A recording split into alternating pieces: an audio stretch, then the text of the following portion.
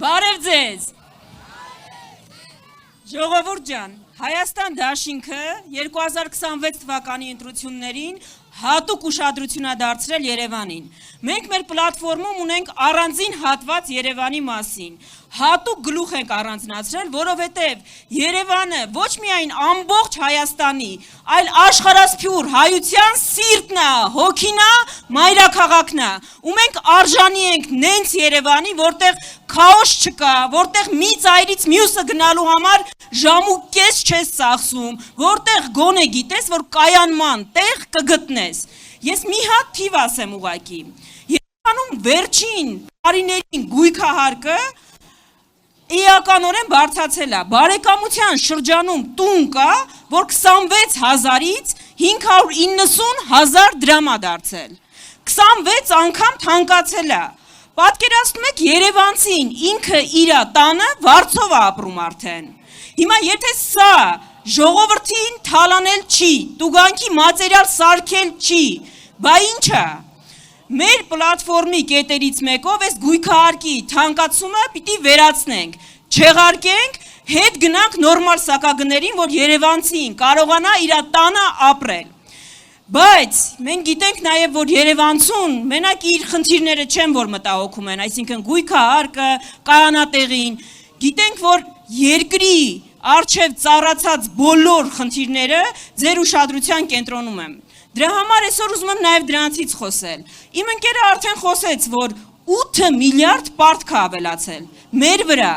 Հայաստանում հիմա չծնված երեխան պարտք ունի իր ուսերին։ Ժողովուրդ ջան, ինչ է արվել այդ պարտքով։ 8 միլիարդով Հայաստանում հնարավոր էր ոչ միայն ենթակառուցվածքներ, կամուրջներ, թունելներ կառուցել, հնարավոր էր քաղաքներ կառուցել։ Բայց ինչ է արվել։ Աջափնյակի մետրոն կառուցվեց, ձեր համար ինչ է արվել։ Ոչ մի բան, արել են ոչ մի բան։ Միակ բանը, որ ասում են, այնա, որ դրա մի մասով զենք են առել։ Ամսի 28-ին էլ այդ զենքերը ասում են ուզում են ցույց տան, թույլտվություն են ստացել Ալիևից։ Ժողովուրդ ջան, դրա մասով դուք ինչ երաշխիք ունեք, որ այդ զենքերը, որոնք ամսի 28-ին ցույց են տալու, նկարվելու են, նույն սուերի պատմությունը չի։ Այն որ 120 միլիոն դոլար տվեցին ու սելֆի ստացան։ Իսկ այդ սուերը մեր անվտանգության հարց մի հատ հարց լուծեցին։ Իսկ այն զենքերը, որ ամսի 28-ին հրապարակով գնալու են, լուծելու են, այս ղեկավարության օրոք ինչ զենք է լինի, անվտանգություն մենք կարողանալու ենք ապահովել, չենք կարողանալու։ Ընդհանրապես նկատել եք, որ Նիկոլ Փաշինյանի խաղաղությունը, ժողովրդավարությունը, ինքնիշխանությունը նման է Աջափնյակի մետրոյին։ Իրանից շատ են խոսում, անընդհատ խոսում են, բայց ինքը գոյություն չունի։ Գոյություն չունի, վերջերս արդեն քրեական գործ է դարձել։ Ընդհանրապես, հիմա ձեզ նախընտրական խոստումներ են ներկայացնում։ Ժողովուրդ ջան, այդ ամեն նախընտրական խոստում, որ ներկայացնում են, մի հատ հիշացրեք 21-ի նախընտրական խոստումները ինչ են արել։ Եթե 21-ինը չեն արել, 26-ինը ինչի պիտի անեն։ Այս հարցն է, որ իրանց պիտի տակ։ Այսօր Նիկոլ Փաշինյանը քայլում էր Երևանում, հիմնականում մերժվում էր Երևանում, բայց քաղաքացիներից մեկին վրա մունատ էր գալիս։ Ասում եմ մի ասեք 5000 զոհ, մի ասեք այդ թիվը, շատացնում եք թիվը։ Ժողովուրդ ջան, իսկ դուք թիվը գիտեք։ Գիտեք քանի հոգի է այս երկրում մեր ազատության համար, որ ստեղ մենք կանգնած լինենք, կյանք զոհաբերել։ 2020-ից հետո 6 տարում 44 օրյա պատերազմի նահատակների ցանկ չեն հրապարակել։ Անգիր գիտեն ընդդիմադիրները ինչ են անում, ինչ են ուտում, քանի հատ կոշիկ ունեն, նահատակների ցանկ չեն հրապարակել։ Բա մենք սրան ենք արժանի։ Մենք արժանի ենք նրան, որ չիմանանք մեր նահատակներին։ Եթե չեք ուզում մարդիկ թիվը տարբեր ասեն, բա հրապարակեք այդ ցանկը։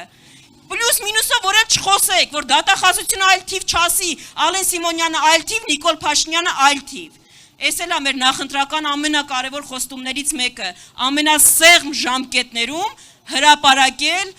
44 օրյա պատերազմի Հայաստանի վրա մյուս հարձակումների, նահատակների ամբողջական ցանկը, որովհետև հերոսները չեն կարա մոռացված լինեն։ Ու վերջում, ժողովուրդ ջան, ինչ ասում ես այս մարդկանց, անվտանգություն, ջերմուկ են, թշնամին ջերմուկում է, գերիների հարց, ասում են փոխարենը լավ ասֆալտ ունենք, լավ ասֆալտ ունենք, ինչի եք բողոքում, այս տարի իհարկե մենք ասֆալտը տեսանք,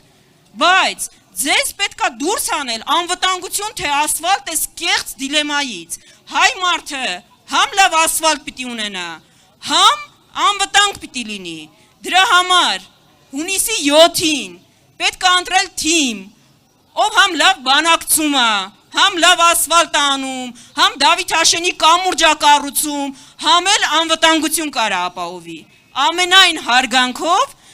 հիմա եղած առաջարկների մեջ միակ առաջարկը, միակ թիմը Հայաստան դաշինքն է, որ կարող է այդ ամեն ինչը անել։ Դրա համար հունիսի 7-ին համար, որովհետև միասին, շնորհակալություն։